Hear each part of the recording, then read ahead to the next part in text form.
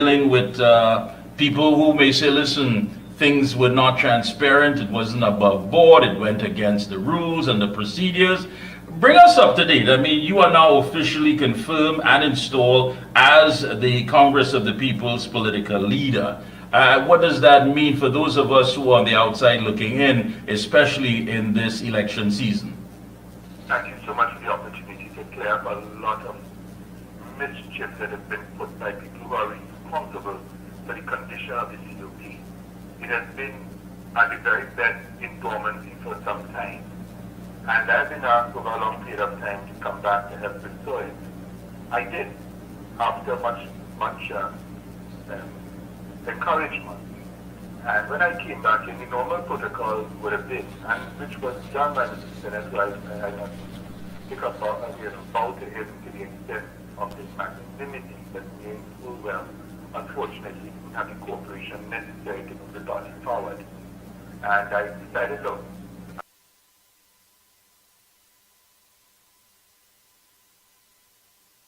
others are just holding space and not exercising their responsibility within the party to ensure that the party itself was living up to its constitution.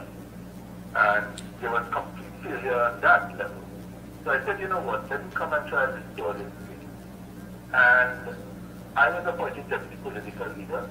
Another person who was making a lot of trouble was removed as deputy political leader. Mr. Senate resigned at the normal convention.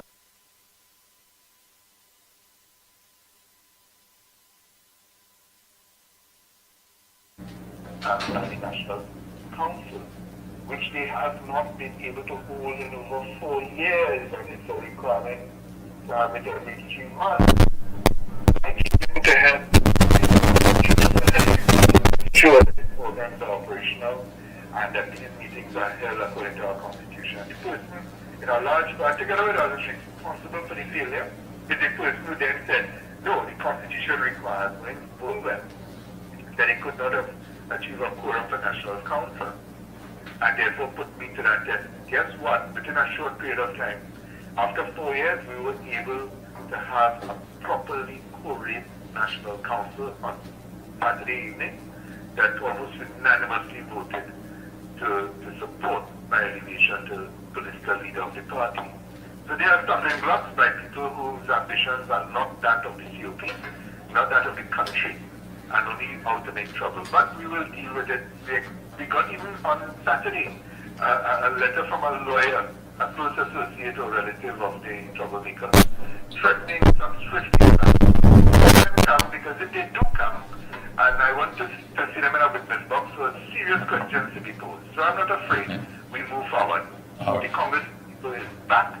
We are mobilizing. We are strengthening ourselves and taking our space in the political landscape of Trinidad and Tobago. That sounds great. My master controls, tell me if you can just speak up a little louder. I don't know if we're getting, but if you can talk up louder, really appreciate that. I know. Of course, it's any better because, this is as loud as I can get without shouting. Whatever it takes, I'll help. All right. That should be better. Yeah, you know, looking at it, of course, many people have weighed in and said, listen, the party has been around. It has been stagnant for quite some time. And certain moves by individuals quite questionable as far as, are they smelling political blood in the water? Are they now starting to lay claim to it? And just moving forward, just how are you able to deal with this? There'll be opportunities everywhere. I'm not unaware of that, but my function as the political leader of a party that I loved and cared for with many others, and took it from a position that people thought it would have evaporated in 2007 after the election, to a tremendous force again at partnering with our partners into the partnership, and we were able to have achieved and delivered on our manifesto, if not all, most of what we had hoped for in our manifesto. Having said that, of course we know there are those who want to lay claim to all sorts of things, but I believe in hard work, blood, sweat and tears.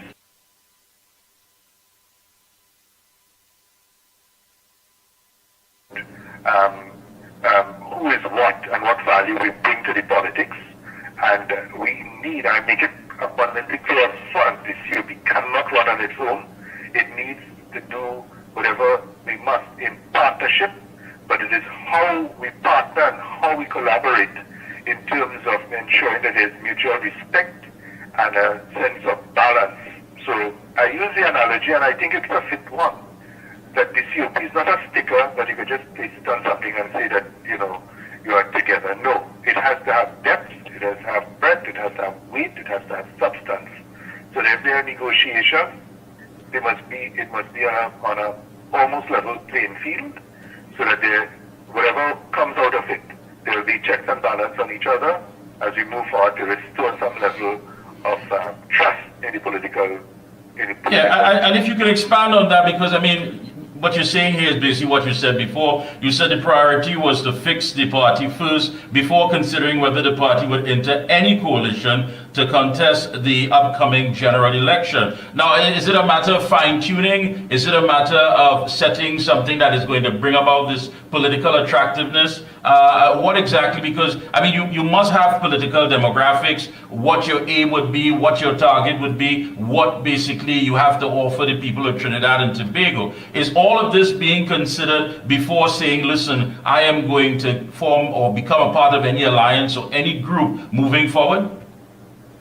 The COP must never be seen to be cap in hand. It is too much of an honorable and dignified task to become that. We are not mendicants, we are not beggars. And therefore it is our duty to look after our business, to strengthen ourselves, and to ensure that when we go forward in partnership with others, we bring real value to ensure success wherever we choose to run in collaboration with our partners. I make that clear up front. I do not want it to come as a surprise by anyone to believe I'm saying the COP can run on its own. We've had that experiment repeatedly, and it has failed because the country is not ready yet for that level of a COP winning on its own. Maybe it had that opportunity in 2007, we reached close, but having learned from that, very practical. And I don't want it to be suggested that we are here to damage anybody on the political landscape.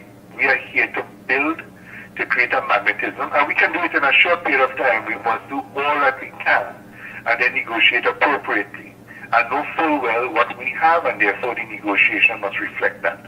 As I repeat, we are not a sticker, we are not here for decoration to say that we exist and therefore we are entitled. No, I believe, I learned from my father and his father before him, it is by the sweat of thy brow man shall eat bread. I want to earn the right to own political space. Let me ask you this, Mr. Amala. I mean, you have a thriving legal practice. You can basically stay within the realm of things, I don't want to say safe zone, but what has inspired you now to actually come back and take the helm of the party and actually go out there and say, listen, I believe Trinidad and Tobago needs the COP at this time? What was it that sparked that had ignited that for you to say, you know what, I want to be a part of this? It's a very personal decision, because I've been saying, and I don't forgive me if I get a little bit emotional. Go ahead. I love this country more than you could imagine. And my first drop of water, my first breath of air came from this land. And I do not want to leave here. I want to live the rest of my life. I crossed 60 and therefore everything matters now in terms of mortality. I want my last days to be here and my last drop of water, my last breath of air to be that of Trinidad and Tobago. And I look around and I love children, not just relatives, I mean all children. I love the people of Trinidad and Tobago. And I cannot sit by and allow the demolition of all the things we are grown accustomed to fail in terms of our own personal security, in terms of energy security, food security. The economy is in shambles and a host of other failures. I must participate as best as I can, as humbly as I must, to try and fix this thing. Not just so, as I repeat, for me, not just for this generation, but for the next. Mikey, I do not know if I'm overstating it, but when I say people agree, the trajectory of Trinidad and Tobago at this point in time maybe 2 or 3 steps away is that of Haiti.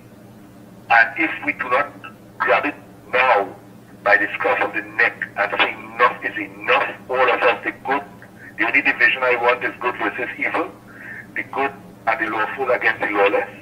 That's the only division I want in this country, and we must save it now. There is no tomorrow in this, Things are, I couldn't believe the pace at which this country fell from one of the most vibrant economies, one of the best places on the face of the planet. Short years ago, it's one of the worst, and the trajectory is downwards, and I'm not seeing a glimmer of hope on the horizon, and therefore hope shouldn't just come on its own. We have to create that. And I agree with you.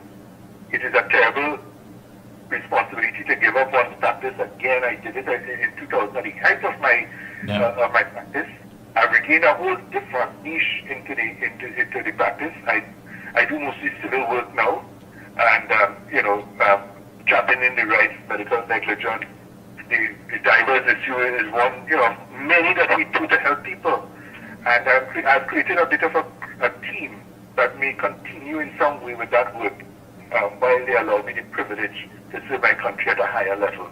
So it is self-sacrifice, but it is one that is worth it, and I call upon all patriots of this country to appreciate that this is not just about politics.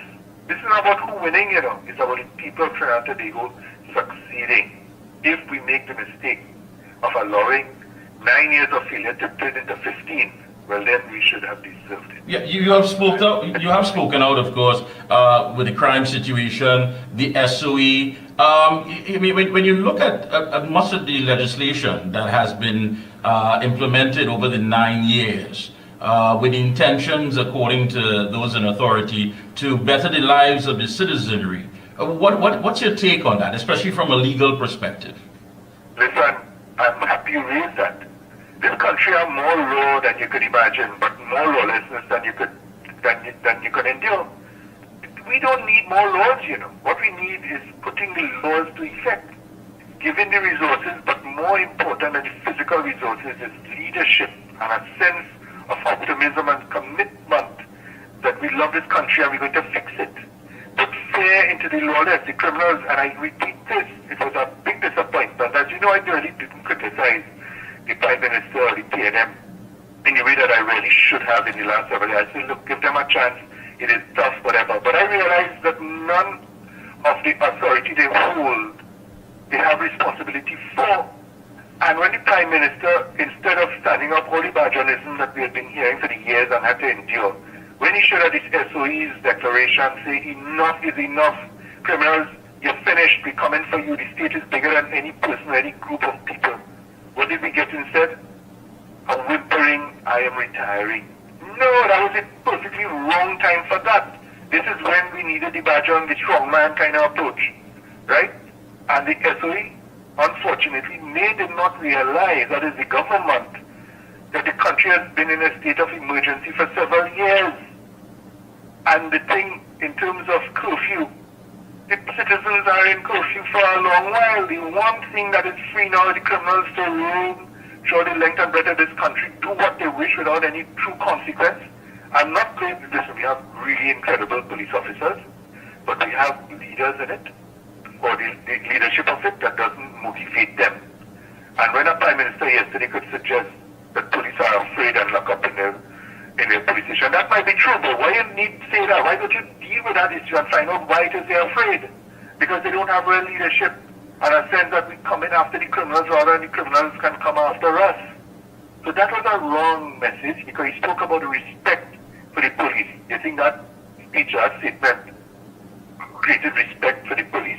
Not at all. I agree with you. I mean, now when they need to be inspired more than ever, one would think, why would you come and try to bring their morale down to the all-time low? And that's very unfortunate. I have to ask you again, now, how do you see the COP playing as far as being a component of something restoring good governance in Trinidad and Tobago? And I say this in the sense of, people would say things about the PNM and the fact of mismanagement and all these years, but one thing they seem to hold to is that political discipline, that not bringing out that dirty linen in public, whatever it may be. And of course, we've seen the cracks. We've seen the shortcomings, but we've also seen a sense of discipline where everyone falls into place, rank and file. And my question is that if there's an agreement to say, well, the COP needs to fight these seats, this is what's best for you, can you bring this home? Is this something that you will have to say, listen, I want to negotiate, or is it something to say, listen, just bring it on, as long as we're a part of it, and as long as we can restore good governance, we are all set and ready to do it? Well, it is a combination of both, in terms of, I repeat, that I want to be involved in government. I do not want to be involved in politics of criticism, but one of answers and solutions, and the power to implement them. And that is why 2010, as much as people want to criticize it, but when you really analyze it, it was more propaganda than reality. So when this was a weakness, the Prime Minister removing ministers and so, that was a strength. That was a message of the COP. And for those who believe in accountability, if you do wrong or have serious allegations against you, you ought not to hold power until your name is cleared.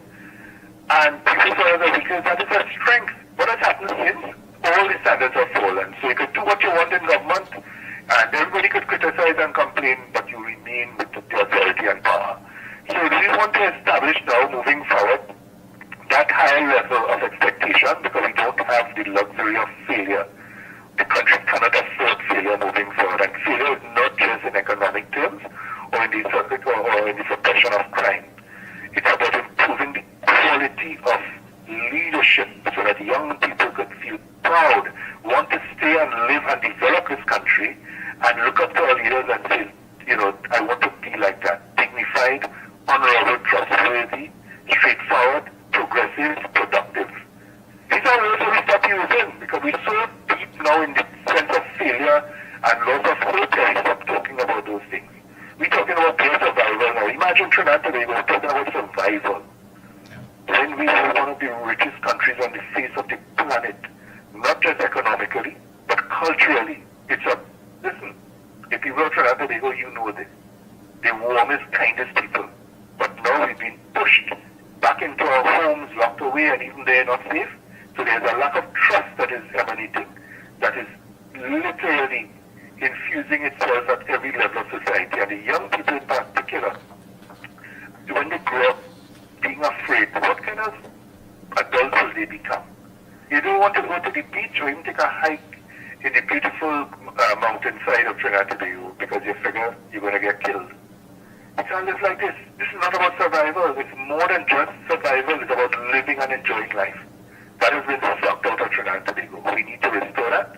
And whatever it takes, all those who want this for themselves and for their children and future generations, this is that time. If we don't do it now, I can't see us doing it later. Yeah. Former political leader of the COP, Mr. Winston Dukaran, said this. He said that political opportunities are not circumscribed by process alone. There are other factors at play in a complex democratic change. And we've seen the change. I mean, not just locally, as well as regionally and globally, these changes are made where people feel as though, their belief and what they subscribe to needs to be a priority. Many would say that we have basically outlived our current constitution. It has become obsolete because, again, many of the changes that have taken place have not been considered or part and parcel of the policies that is being laid out by the authorities.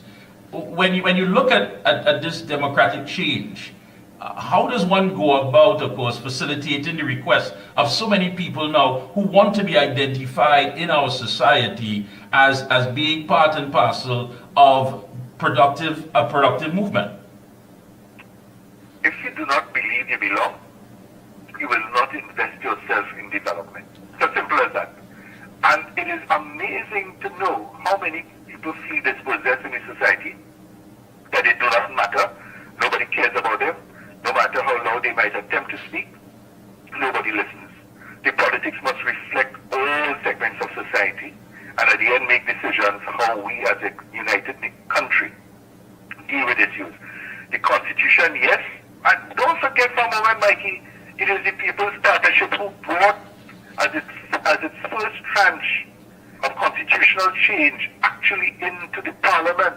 Today, had that succeeded, we would have had fixed election dates, right of recall, and the dreaded, as many have demonized this thing called the runoff.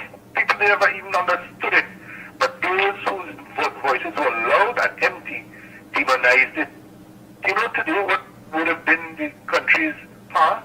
That the small parties in certain constituencies, you had to negotiate with them if you wanted to be sure you get 50%. And if you didn't get it on your own before, in the runoff, the voices that you speak about who would have felt dispossessed would have had an opportunity then. They had no choice but to negotiate with them. So their policies, their plans, their intent could reach into policy of government. And, that is why I had to reflect recently more than ever on the propaganda that had been launched on the COP, had been launched on the partnership, and repeated so strenuously for so long that people started to believe it. They spoke about corruption. There's corruption everywhere in the country at some point or the other. What did we in the partnership do? And one of the reasons the COP stayed in government, because we promised 5 years of delivery. And one of the most significant legislative change was procurement legislation. Yeah. To deal with wholesale corruption. That has been watered down and the teeth in a large part taken out. So when they criticize, it's not just about what you say, but what you do. This is what we did. And I could go through the amount of successes of the People's Partnership. And that's something that never seems to be revisited. I want to thank you this evening for bringing that out. And basically what you're saying, and we have to ask the question, of course, they say the past doesn't equal the future. Now, moving forward, and of course, bringing about all these plans, is it still going to be a challenge coming up to the propaganda? Because that propaganda, when you look at it, after the dust has settled, none of those things really and truly held weight. When you talk about the corruption, when you talk about how things were being governed, when all was said and done, it was basically fabricated. It was lies. Moving forward, more experience, you're more conscious of how the game is played. You understand the political battlefield a lot better. You know where the mines are. You know where the grenades are. Moving forward, is it going to be a lot easier? Or do you believe that you can still fall victim to the propaganda? Well, let me say, one of the worst and strongest things in the world today is bad news and worse expectations. So I am not unaware of the challenges that we face. But thank God for men like you and others in the media who, against the odds, speak the truth, bring people who wouldn't have a voice, and to articulate these things. I don't know when's the last time we've had a discussion about procurement legislation and the People's Partnership and dealing with corruption. Right, as one example. But we need to keep repeating the truth, right? And so the propaganda will always be there. And in fact, the world has changed to the extent that it seems to dominate propaganda and falsehoods. But do we just give up? No. We continue to fight and ensure that not just you, but others are inspired by you to speak the truth in the communities, not just on the media, but in the homes. And let it be known, because against all of the criticisms of the corruption, and if we don't chisel that, we will, every time you hear about UNC or partnership, whatever, you hear about, other bills so and so, but how much money thief. If that is so, we call on the authorities to investigate and prosecute. And we gave the teeth to the authorities to do that. Integrity legislation over the years, right, has not been effectively used. The only time it's been used is against the Satande and a few others in the opposition, all the time in government, and very little else. So you wonder now, those who have the tools, how has it been used? And at the end of the day, even Tim Gopi, what a magnificent man, charged and prosecuted, paraded through the streets of Palestine in handcuffs. At the end of his case, you know what? The court said, but the offense for which he's charged is not known to law. I'll just give you an example. I've been involved in a lot of cases of political persecution. And it is a tool and a weapon, and that has been used. And therefore, it's in the airport, corruption allegations, but how much awful things have occurred in the last many years, hundreds of millions, billions. And nobody speaks about it. There seems to have been a numbing. And those ferocious persons who are looking for everything to be You breaking up a bit. I don't know if you're moving, but you're breaking up a bit there.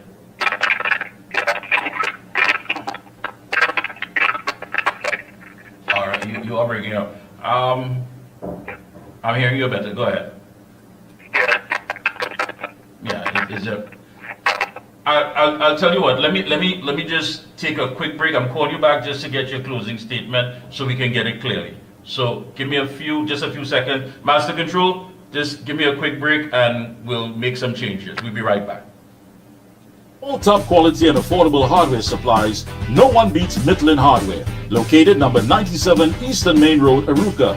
Midland stocks the #1 brands in hand tools, garden tools, water tanks, power washers, generators, water pumps, kitchen and bathroom faucets, along with face basins and toilet sets, blocks, lumber, steel, sand, gravel and topsoil.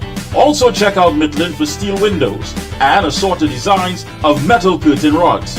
Everything for home and business projects. Payments via links, credit cards, online payments, or cash on delivery. WhatsApp 327-7761 or call 646-2144. Open every day from 8 a.m. From foundation to finish, it's all at Midland. When you say TNT's construction boss, then there's only one company, Lacroix Construction Services Limited. All right, we're back. Thank you so much. All right, we have Mr. Ramada. 1 second. Thank you so much.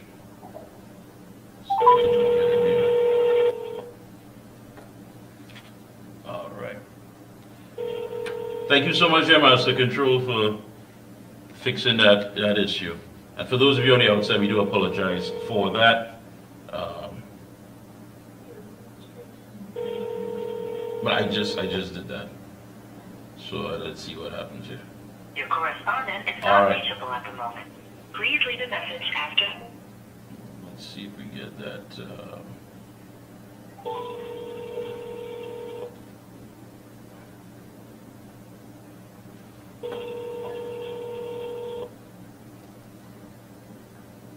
Yeah. All right, Master Control, just give me a few seconds. Go right ahead. Quality and affordable hardware supplies, no one beats Midland Hardware. Located number 97 Eastern Main Road, Arouca.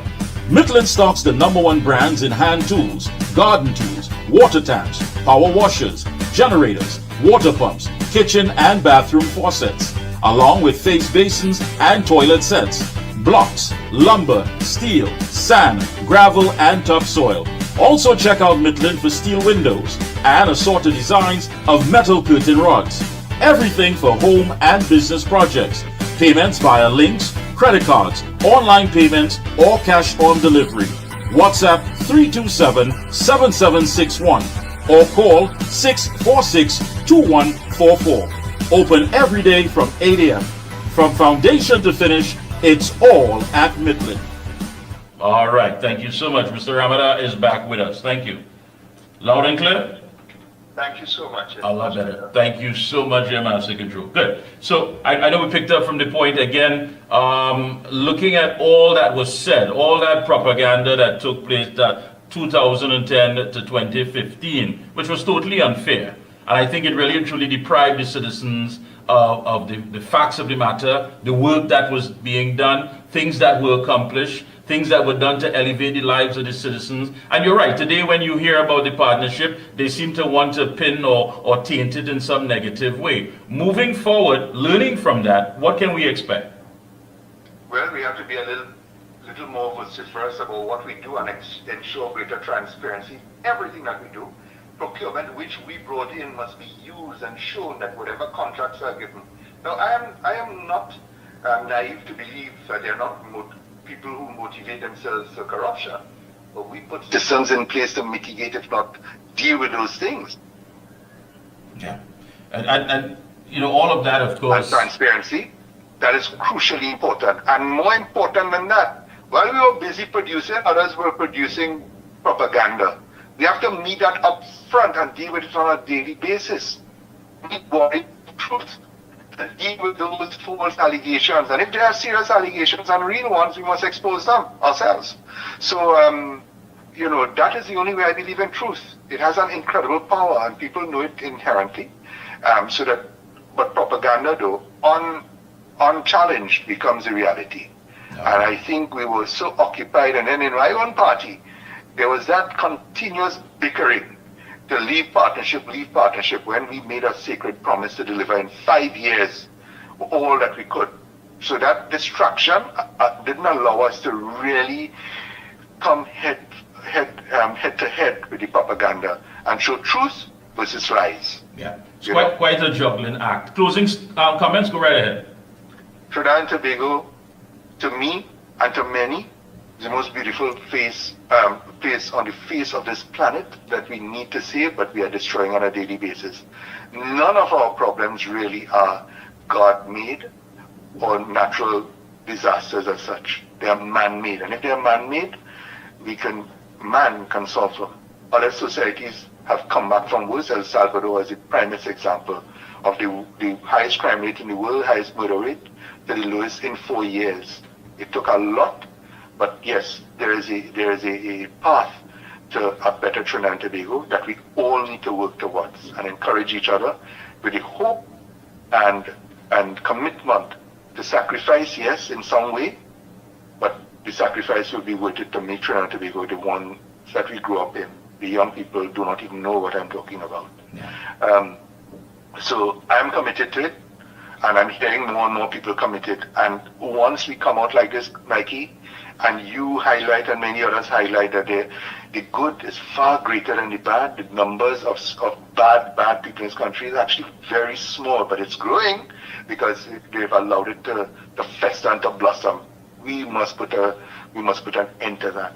I agree. That good will always outwit, outbeat, and succeed in the face of negativity and darkness. Thank you so much for taking time out to being with us here this evening. All the best to you and your entire team, and we'll be checking in with you periodically. Keep up the good work, and let's get it started. Thank you so much. Thank you, brother. Thank you, Trinidad and Tobago. We will do it together. Thank you. Thank you so much. Hey, and that was political leader of the Congress of the People, Mr. Prakash Ramada. Take a short break, very short. When we come back, we speak to veteran journalist Ken Ali. And again, Master Control, thank you so much for fixing that audio problem. We'll be right back. For all top quality and affordable hardware supplies, no one beats Mitlin Hardware. Located number 97 Eastern Main Road, Arouca. Mitlin stocks the #1 brands in hand tools, garden tools, water tanks, power washers, generators, water pumps, kitchen and bathroom faucets, along with face basins and toilet sets, blocks, lumber, steel, sand, gravel, and topsoil. Also check out Mitlin for steel windows and assorted designs of metal curtain rods. Everything for home and business projects. Payments via links, credit cards, online payments, or cash on delivery. WhatsApp 327-7761 or call 646-2144. Open every day from 8 a.m. From foundation to finish, it's all at Mitlin.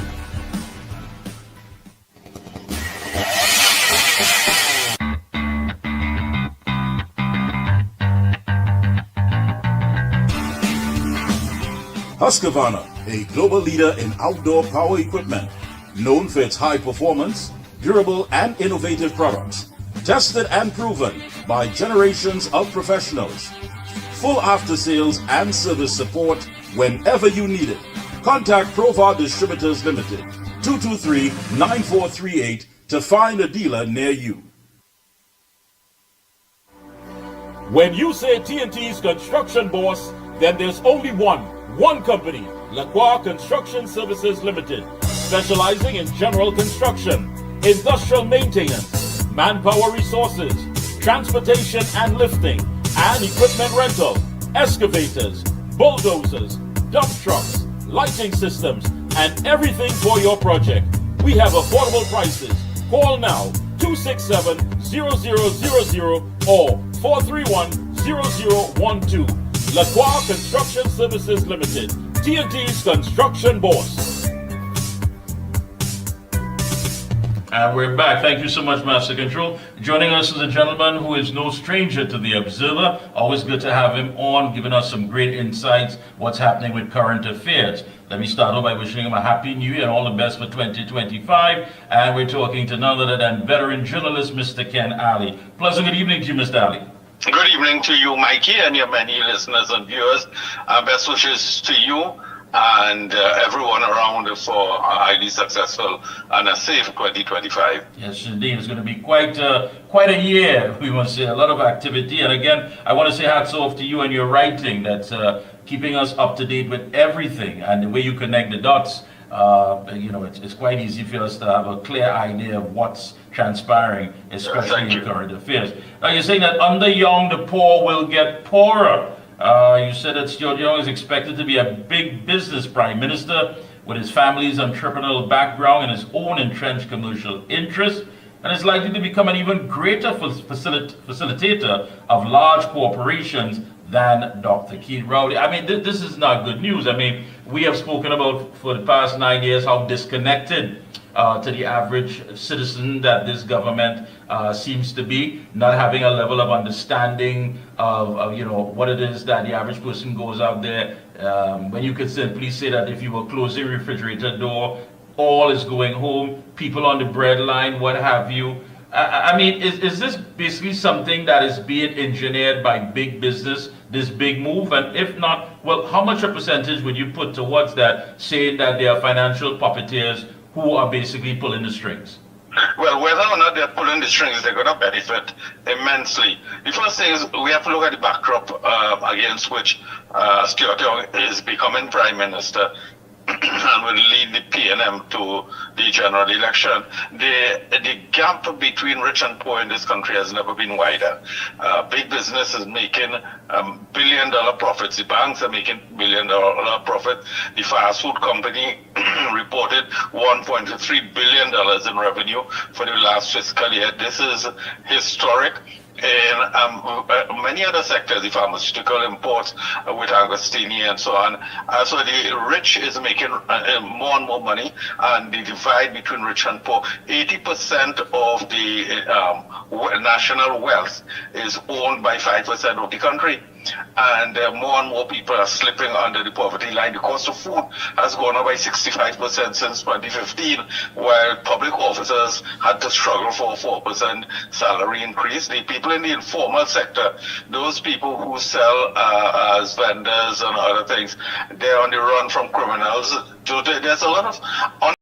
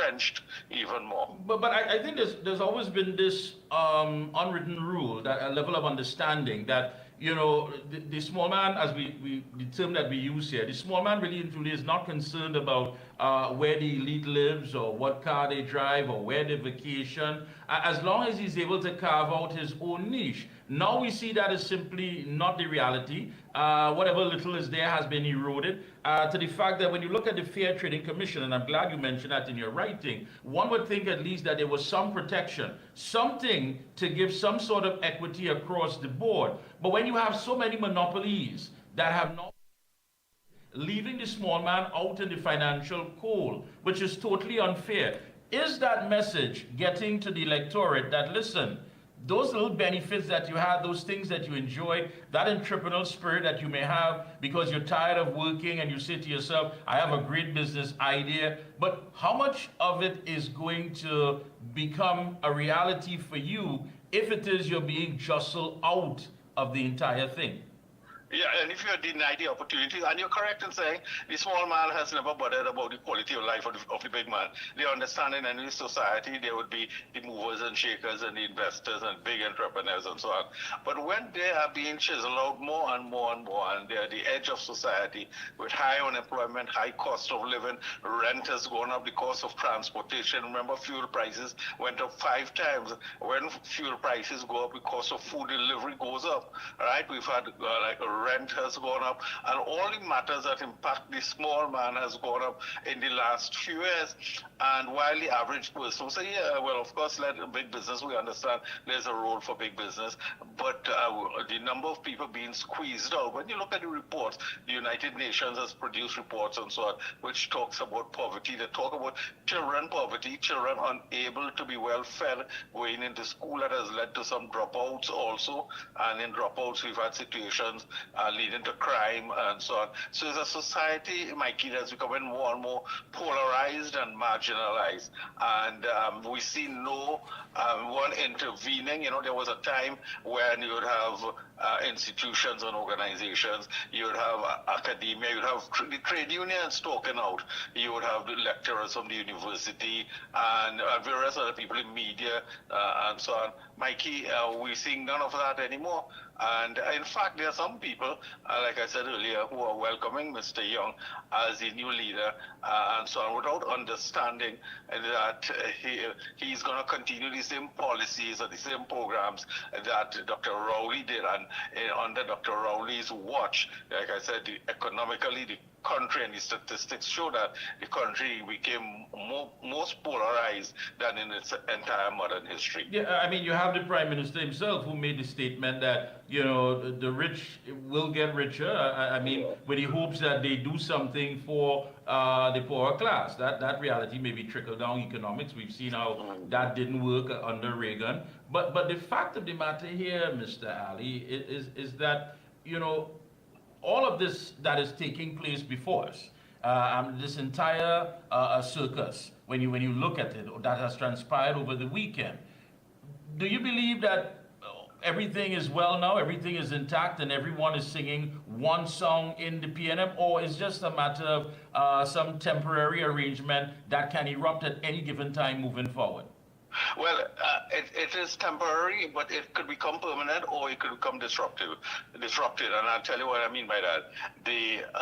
Dr. Rowley took some strong arm measures during the parliamentary meeting. First, in the retreat, there are some people who spoke out, and it is correct to say that Penny Beckles was presented as an alternative, and she got significant support, and she got certain people speaking very vociferously for her. When it came to the parliamentary meeting, Dr. Rowley took a very strong approach, as I said.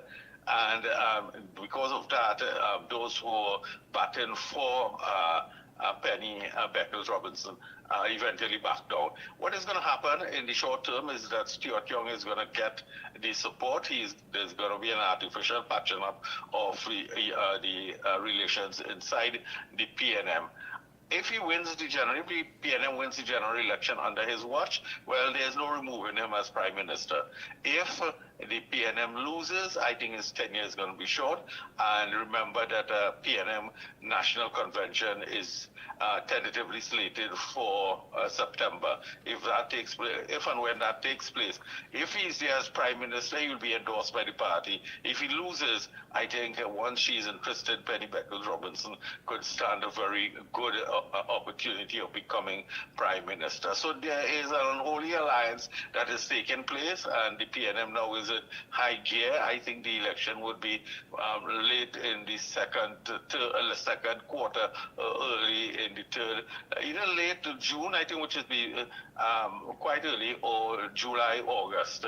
And so therefore, and if the Prime Minister, Dr. Rowley, says he's going to step down in March, I think Stuart Young would want the opportunity to cement himself, hold public meetings and address the nation on a few things and so on, and then call the election. So I think the party will hold together as it is until that, and then see what happens. If he wins, he stays on, and then of course he defends his term, and if not, well, I think there could be a big shake-up. Mikey, another issue to keep your eyes focused on is who he's going to carry as his general election candidate. Yes. Now, some people spoke out against him in a very vociferous manner in Tobago, in particular. Whether he's going to carry them, it'd be interesting to see. Whether, from 1991, when Patrick Manning rebuilt the PNM after the PNM was decimated in 1986, and Patrick Manning rebuilt the PNM in 1991, the remaining people are now moving aside. That is Fitzgerald Hines, Keith Rowley, and now you have a lot of focus on Colm Imbert. Whether in fact Colm Imbert, he was one of those that Mr. Manning brought in 1991. Whether he's going to stay on, he's 67 years old, and so until he would want to stay on possibly, but under a new leader. Remember, he has been slighted. He was the chairman of the PNM. Right. He was the acting prime minister, and now he's just there. So we have to keep focused on who Stuart Young is going to take to the general election. The two women in Tobago are staying. Amory Brown is staying, is coming back, and there will be one or two other faces who are staying or are going. But they have just a few seats again to name candidates, and it'd be interesting to see who is going, whether Faris Al-Rawi, who took a strong line in Tobago, whether he would make the muster, or if not, who is going to replace those candidates. Yeah, and again, so you're looking at Hines, you're looking at Mr. Imbert, some of the old guards who, it could be a cosmetic shake-up, or it's just a matter of saying, listen, the new prime minister may want some new faces on his team. So that's something that we have to look at as well. There's going to be quite a lot on the plate of Mr. Young. I mean, we're talking about the foreign exchange, challenge. We're talking about the crime. We're talking about the stagnant economy. All of these things. Now, he was there all along. I'm just taking a page out of the American politics. When the question was asked to the Vice President Kamala Harris, what would she have done different with her time that she spent there with President Biden? And she said nothing. She said, and I think that may have well helped course of the election. Yes. Mr. Young was there. He was there with all of these issues that we face. And I mean, it's a long list of things. And if it couldn't have been done in the 9 years, what can we really expect from him in this short window? Indeed, and what he's going to do going forward. Now, he has hung his hat, and Dr. Rowley has hung his hat on the cross-border natural gas projects, the Lauren Manatee and the Dragon gas. Yeah. But you see what is happening with the politics in Venezuela. The incoming Trump administration has put a bounty on Maduro's head. Marco Rubio wants him out. So with him out, those projects could be jumping up in steel ban. We don't know exactly what is going to happen, and whether in fact, even if they materialize, whether they will materialize by 2027, by which time Dr. Rowley has said they would, because there is need for setting up the infrastructure. Shell has to go in and do all of those things. What happens between now and then? Of the 10 budgets that Colm Imbert has presented, 9 have been deficit budgets. That means we've borrowed to finance them. We've borrowed that our grandchildren children would be repaying. What are the options for us? And in addition to that, the electorate has to ask about the lack of diversification of the economy and so on. So all of that suggests that it will be more of the same, and that Stuart Young, who is very intimate with those cross-border projects. Remember, there was a time he was with Venezuela every week. Yeah. So he's quite familiar with that. I think he would use that as a major campaign theme, that listen, in 2 years' time, we're going to make this thing happen, and all of us will be singing and dancing in the streets. We're not quite sure that it's going to happen. You see what the politics is, and so on. So all of those are the issues I think the opposition could hit him with, that he doesn't have a plan. He was part of the team for all this time. And you're right, Kamala Harris lost the election when she said, I would not have done anything differently. And Trump hit on that and showed a number of areas in which the policies could have been much more forthcoming, including in the economy. Yeah. So he can't extricate himself from being a key man under Rowley. He was a vital person. He was a minister in the office of the Prime Minister. Acting Prime Minister, even before. Chairman of the ruling party. That's right. Minister of Energy. That's right. All of that. Yes. So there's quite a lot on his plate moving forward. So I guess that they would want, of course, ring that bell before the electorate realizes that, listen, basically there's not much change coming. So what we're looking at here is a time frame that is very tight. A lot has to be done. I mean, smokes and mirrors, yes, that will be added. But the reality of it, would they be able to elevate the lives of the citizenry? And that's the key thing. And they would make promises. If you revisit the 2015 general election manifesto, it speaks of a whole range of things, many of which were not delivered, including and in particular the situation with crime. They said they would use a whole of government approach to solve crime. Look where we are now. The Prime Minister saying that the police officers closed the police station. Yeah. And Mikey, that is almost similar to what's been happening in Haiti. In Haiti, they call it anarchy and a failed state. So all of that also is under the watch of Stuart Young. He was also Minister of National Security for several years. So interesting times, my friend. Any closing comment? Go right ahead. Yes, indeed. Over the next few weeks and months, will be critical in determining what happens to the country over the next 5 years. We've raised some of the critical issues. It'll be interesting to see how the opposition plays it and how the electorate responds. I think the opposition has a responsibility to be vigorous in how it prosecutes these issues. But over the next few months, Mikey, would be extremely critical for us as we move forward. So true. Thank you so much again. Always great to have you on, and we'll be checking in with you periodically. Keep up the good work and keep it going. Keep flowing with that. Thank you for having me. Thanks you so much. Yeah. Right. Short break. When we come back, Master Control, we speak to UNC Senator David Nackett. Chronic inflammation is important for so many conditions that occur. I had a lot of pain 4 years ago. I used to have pain in my knees, in my hip.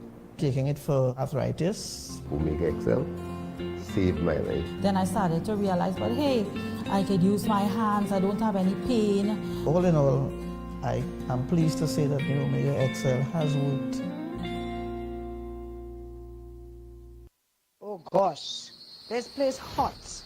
And the AC in this car not working. Check Ryan Air. Ryan Air is ranked among the best in TNT for auto air conditioning service. They specialize in repairing and servicing all makes and models of vehicles and heavy equipment. They also stock a wide range of parts. Give them a call at 640-5828 or visit them at number 41 Cane Farm Road, Tacarigua, or email ryanairac@gmail.com. For prompt and efficient service, look no further than Ryan Air. Thank you so much, Master Control. Don't forget, folks, Strong Heart is an all-natural omega-7 supplement that has been shown in clinical studies to be associated with heart health by supporting healthy cholesterol and inflammation levels. Research has shown that increased blood levels of omega-7s is associated with healthy HDL, good cholesterol, and LDL, bad cholesterol, and C-reactive protein. Studies indicate that it supports overall heart health, so keep your love muscle strong with Heart XL. Pick up your bottle today. let me say a pleasant good evening and Happy New Year to UNC Senator David Nackett, who's online. Good evening, sir. Happy New Year to you and your family, big brother Mikey K. Yeah, so nice to hear from you. So good to hear your voice again. So much is happening, very interesting times, and you know, General, you always bring it from the ground.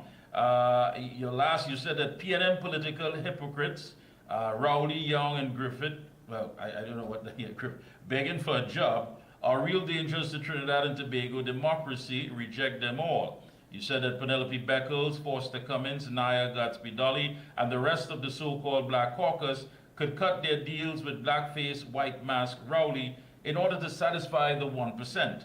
But the ground continues to rumble. You know, when you talk about the ground, you know, the ground itself seems to always politically sway in certain directions. And when you talk to some seasoned politicians, Senator Nackett, they will tell you, listen, I don't know how much trust or confidence I can put into the ground, because the perception is always that the ground is easily bought out. There's some pixie dust, here it is, and they change their tune immediately. What are you seeing different now that you picked up from the ground, and what message would you like to tell them? What we can pick up from the ground, what we can garner from all the social media coverage, if you pay attention to the ground, if you listen to the anti-Twiggy, if you listen to people in Lavantil, people in La Hokata, they feel betrayed. Let me deal with that part first. They feel betrayed by this so-called jiving, shocking Foster Cummins, who always talking about black this and in a black church and praying, and when Penelope Beckles, and I'm not carrying no beef for anybody. I'm UNC, but you know, you have to look at I am from a PNM family and PNM community, and it's heartbreaking when you see a black woman who was poised and ready to possibly fulfill the potential that the PNM has shown in the past, but failed miserably to deliver in the likes of Rowley and Williams and even Bannon. You know, and Rowley was an abject failure. The potential never materialized. And you're thinking, well, at least Penny might be able to bring some kind of gravitas to our people on the ground in the East-West corridor, helping both African and Indian people, communities decimated by Rowley. And then you see these so-called black men.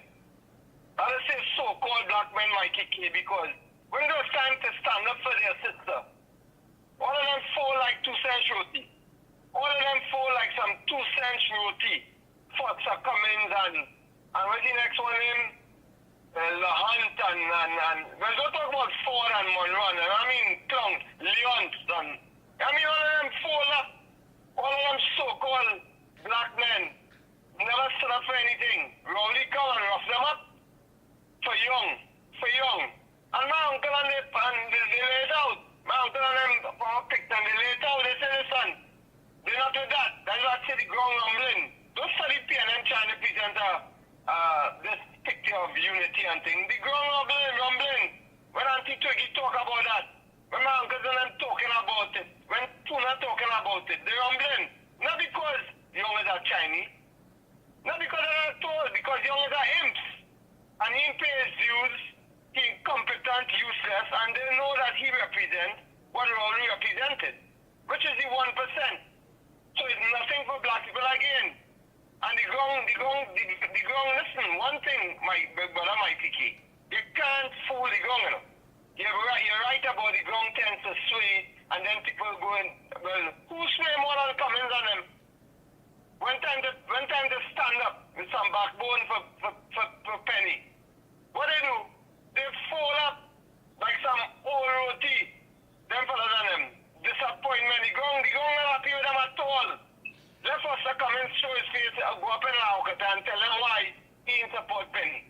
Let Ford go in Puna and tell them why he support Penny. Let Mono go in Toka Sani Gandhi and tell the people in the crowd why they didn't support Penny. Why they fall up and just come like Siot Young to come now and help the 1% get richer. And black people suffering for the next 5 years. They're not having it, Mikey. But Senator, let me ask you, what do you say to people who would say, listen, it's always been that way. I mean, it's always about towing the party line. It's never about you trying to outshine or trying to circumvent what the party's heads would have as far as this is what we have to do. This has been outlined. I want you to support this. I mean, really and truly, it's very rare that you would see certain individuals break rank and say, listen, this is what's best for Trinidad and Tobago. And so this is no surprise. Why would you think that it would make any different now? Because they weren't the ones breaking rank. If you look at the Constitution, if you look at the process that should have been followed, it was Rowley and Young who broke out. Mikey K. You see, we're looking at it in the wrong way. They were adhering to how things were supposed to go. All of them, Jennifer Baptiste and Robert Lahan, they were adhering to how the process should have been followed. It was Rowley and Young who would ring the population, especially PNM supporters, cancel the convention, cancel because they knew Young was going to get licked up. And now they come now and foist this fella as the next prime minister, and the ground knows, especially PNM ground, knows that they have been hoodwinked, they have been conned. I call Rowley and Young the two biggest conmen this country has ever seen. Yeah, you cannot say. Go ahead, big brother. Yeah, one of the things you said is that the PNM has once again betrayed their PNM constituencies in the worst way. And you said it has nothing to do with Mr. Young's ethnicity, but it's a fact that he simply cannot deliver. I had veteran journalist Ken Ali on before you, and I asked him, I said, no, what's going to be different now with Mr. Young? He has a lot on his plate to begin with. When you look at the economy, the Forex challenge, poor infrastructure, and the list goes on. We've lived it for the past 9 years. He's been there, part and parcel with it. What can we expect that is going to be different now? Absolutely nothing. They can expect it to be worse. Young, because you see, Young has an arrogance that it's an attempt by him to match Rowley. Now he is throwing ensconced in the bosom of the 1%. That's why they put him there in the first place. I mean, Rowley could come and offer the country, but Rowley still takes his orders from people that we know put him there. And 91%. And these Syrian contractors who have cuddled Rowley, made him go against Patrick Manning in the worst way, in the most crass and vulgar way, to protect their interests. They put Young to do the same. Because, listen, these 1% people, they pay attention to the ground more than us. They know that Penelope Beckles, although she is part of the PNM, she will have a certain connection to the ground that none of them has. None of them have, including Rowley and Hines and all them blackface white mask people. She has a connection to the ground, and she would have been fundamentally this. Remember, she's a Mennonite. Penelope Beckles is a Mennonite. No, I mean, nobody can't tell anybody working for the PNM. Every day in our house, it was only PNM talk about all the intricacies. When Eric Williams needed something from Uncle Rudolph, it's up the hill he come in. And I looking on from my grandmother's house when he walking up Auntie Georgie's stairs. I know what's going on, so I know exactly what he's thinking. I am on the ground, and I know that the PNM, the ground, they're not happy. They mightn't say anything, but you will see how that will reflect itself come a general election. You talk about the fact of the 1% and that economic control. And the thing about it is that I don't want to just simply glide over that. I think the time has come that I think the electorate needs to have a comprehensive breakdown of the whole operations that take place here, especially in our economy. So I need to ask the question, I mean, when you make these statements, don't you think it needs to be more in depth and coming from the UNC to explain Now, for many years, the electorate has been in the dark. Many would say 1% in passing, and not even understanding that that's not just an ethnicity. These are men and women who are engineered and driven by greed, who believe it is their God-given right to get everything, whether they invest in a campaign, whether they invest in a certain candidate, they are going to ask for something in return. And are we doing enough to educate the electorate to understand that you have the freedom to go out there and vote, but at the same time, someone is pulling the strings when it comes to getting preferential treatment that you may never get? But there's a saying, Brother Mike. Is it truly a democracy when your vote, no matter how you vote, doesn't count? And that is what the PNM is trying to do. And let me break it down. I love how you went into that. Does the public really understand when they talk about the 1%? Let me explain for them. Especially the 1% that we have at present. Back in the day of Eric Williams, the PNM party, was engineered and constructed in such a way that what the people we now call 1%, this is comprised mainly of certain, and I don't want my Syrian brothers and sisters to think I talk about the whole community. There's some in that community. We have to address it frontally, as you said, and we cannot keep talking, as we say in Arabic, behind our hands. We have to talk about it frontally.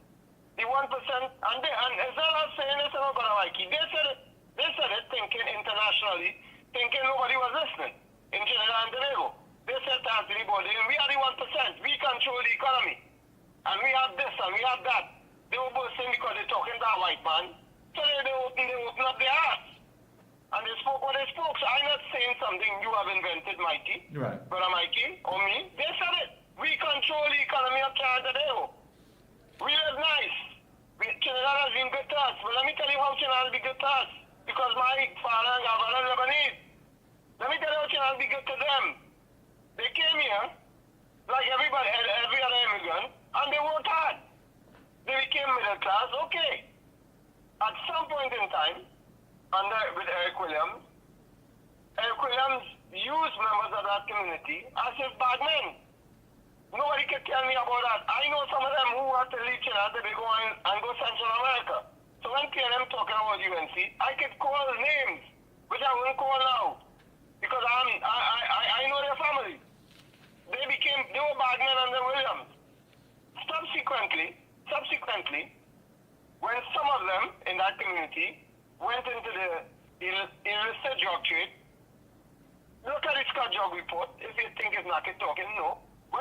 They became richer than the PNM, than the government. And they moved from being bad men of the PNM to financiers of the PNM. Financiers of the PNM mean they began to control the PNM. And that is a fact. And that's very important, that evolution. Under Williams, under Chambers, and Marin tried to stop it a little bit by Kolahat, but they too had control of Marin to extent. So when Marin had Kolahat, brought somebody else in, what they do?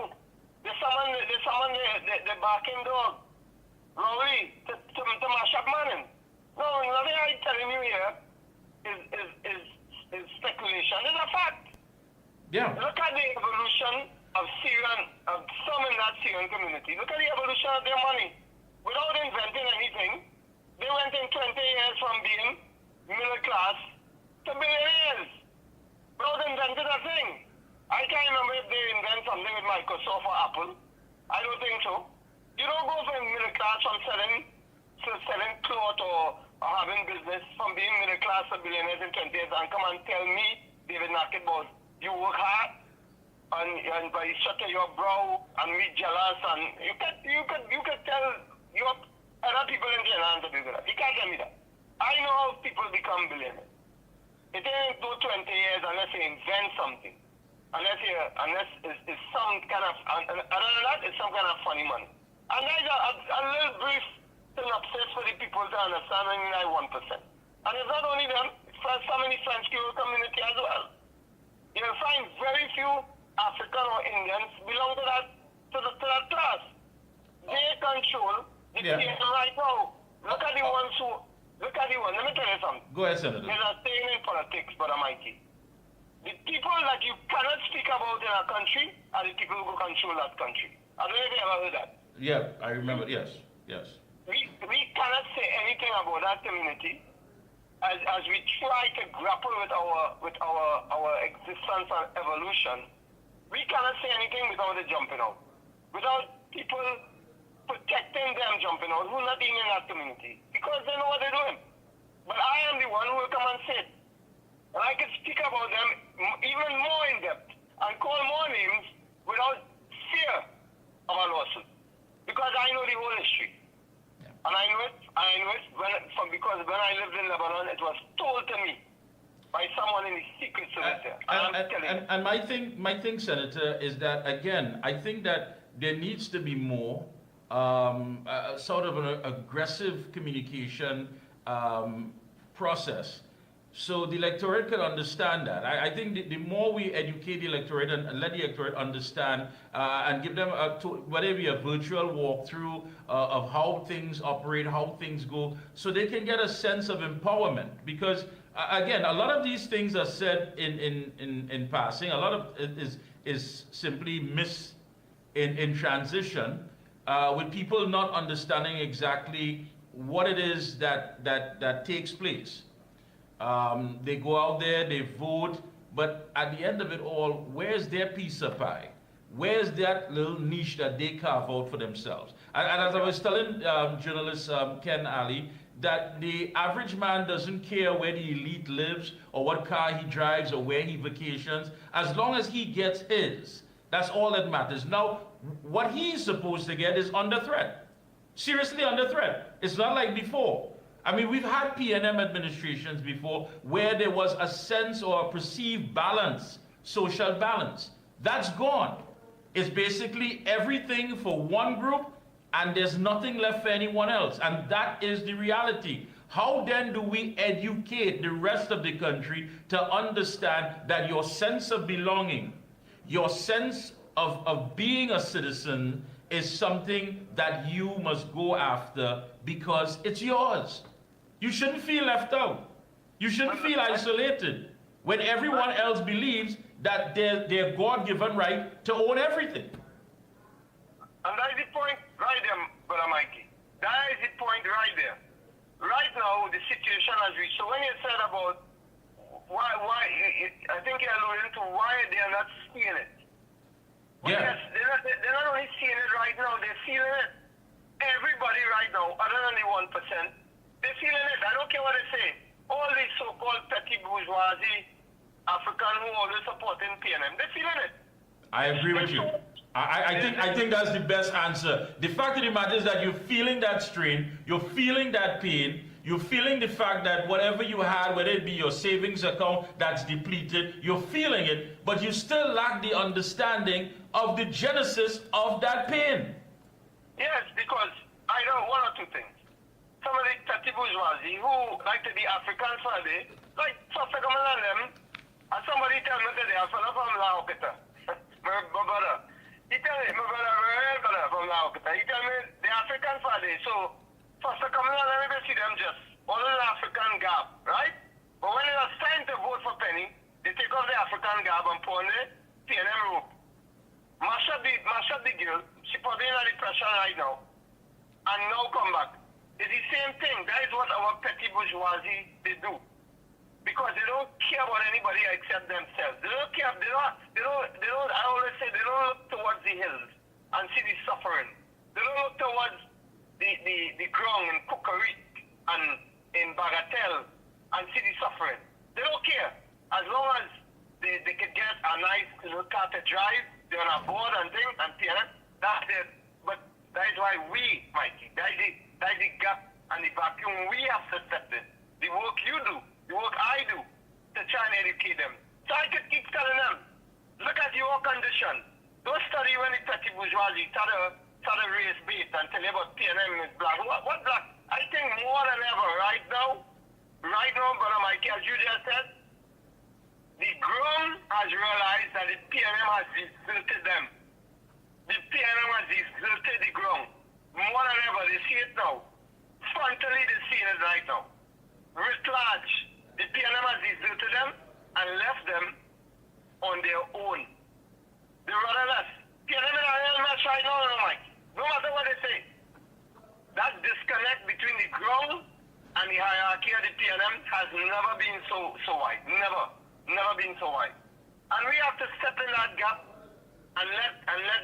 supporters know that they listen. The UNC, not on this African Indian thing, everybody have a base in Trinidad. Every party have some kind of base in Trinidad today. It's that the problem. The problem is, will your policies and programs help everyone that's supposed to create that social balance that you are talking about? That we used to feel, no matter who was there, we used to feel was there. Now we know for sure it's not there. That's why you have so much crime. There's an imbalance in the society that the people are feeling and suffering, and they know that rowdy and young is not the solution. They know that for sure, and that is why the ground is rumbling. That is why I said that. Thank you. And let me go to the first point. And here comes this narcissist who only looking for work, who I don't know why people give him the time. He have about 5 people in the party. Shameless. His own party could say something about Young 2 days ago and then come back and say he's a leader. When he talk about he used to question Young, he come back and say Young, he never see nothing to question. You know, Gary Gifford is one of those people who lie so much he forget his lies. This is a man who I saw talk about people falling off a chair and come and try and say now, backtrack and say he never said that. You know, when the whole world know that Gary Gifford, who called black people children cockroaches, you believe that? A commissioner of police called black people children and Tobago cockroaches. You think I could ever forget that? Who are you talking about? He talking about my mother's family. He talking about my mother's side family. You feel I could forget that? Boy, no, brother Mikey K. Fire burn Gary Gifford, boy. Fire burn Gary Gifford. And Twiggy and them come out and say that today. Senator, I want to thank you so much again for taking time out, linking with us here this evening. Best of luck as we move forward. We'll be checking in with you periodically. We have a lot to discuss, and I want to expand on this topic so the electorate could understand. I think it's our responsibility to let them know exactly what happens behind the scenes and the genesis of their pain and suffering, and why, when all of the negotiations take place, we as citizens are never invited to the political buffet. And the time for that has to end. Thank you so much again. Wonderful. Thank you, big brother Mikey K. Take care. God bless. Right. Well, folks, that brings us to the end of our program. So much to discuss. And when you put things in perspective here, listening to the senator, again, I think people need to know, they need to understand what is happening. And what took place between 2010 and 2015 was highlighted, of course, by COP political leader Prakash Ramada saying, listen, you know, all this propaganda was so overwhelming that they controlled the narrative. Are you going to fall victim to that again? He said, listen, so much took place. So many policies and legislation was put into place dealing with transparency and accountability, but yet no one focused on that. Are you going to allow them to take all that you've accomplished again and just fill the heads of the electorate with propaganda and things that are meaningless to them? So I think he understands now, and I think moving forward, many of us understand. We know where the political minds are. We know exactly where to step, where not to step.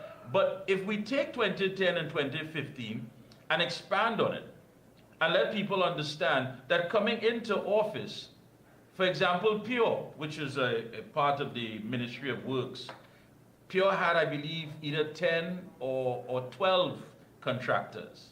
Under Kamala Prasad-Visesa, it was open for the contractors to come in, other contractors that benefited. So many of these policies were open now. It wasn't about people saying, this belongs to me and this is mine. No.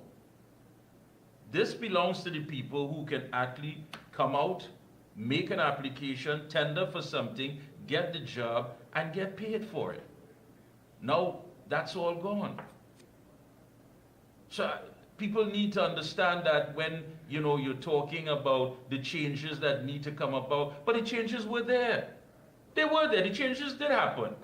How many of you went to the registry, you know, right in Port of Spain, and you went upstairs on any given day, and sometimes there was a long line, people coming there to live their entrepreneurial dream, to say, listen, I want to open this, I want to open that. Whether it was a mini mart and I want to convert that into a grocery, or I want to do something. They were there. There were so many people at the registry.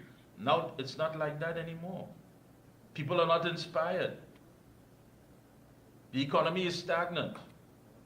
People are afraid to let go of their dollar because they're not sure if they're going to get back 75 cents. And that's what we have to deal with. And I think that's where the conversation needs to be. I mean, it's easy to get on a platform and talk about the ills of this and the shortcomings of that. But at the same time, if we do not educate the electorate, then we are simply just spinning top in mud. They need to know why your life is the way it is. And if you want to live better, the things that you need to do. What do you need to do for Trinidad and Tobago? And once you put that at the forefront, then you will be putting at the forefront what you can do for each and every one of us as citizens. Does the answer lie with Stuart Young? He's been there for almost, 9+ years. He knows where all the political mishaps are. He knows where all the political bodies are buried. He was there. It was under his watch. He was right there. He was side by side. He was the Gary Sobers. He was the babysitter. He was the man that after a while was like good enough to be acting prime minister. Did he do anything different? No. So when you revisit 2010 to 2015 and you look at it, then you'll have a clear idea that what was there simply needs to be expanded. Master Control, you have something there? What is that? Thank you so much. Oh, Jenny C. Thank you so much, Jenny C. Great point. Thank you, Jenny C. And all the good folks who are locked on. I know there's another meeting going on tonight. I understand that. But you can always, of course, catch the playback of this show. And as well, you know, the interviews will be out before midnight tonight. So we are going to share that with you. So you will have that as well. I want to thank you so much. Until tomorrow, remember, we are past observing. The action is here. We're in the action. This is the action. Prepare yourself if you want to live better. Until tomorrow evening, 7 o'clock, same time, right here, Guile TV, Real Media, Facebook, YouTube, we are out of here. Have a good one.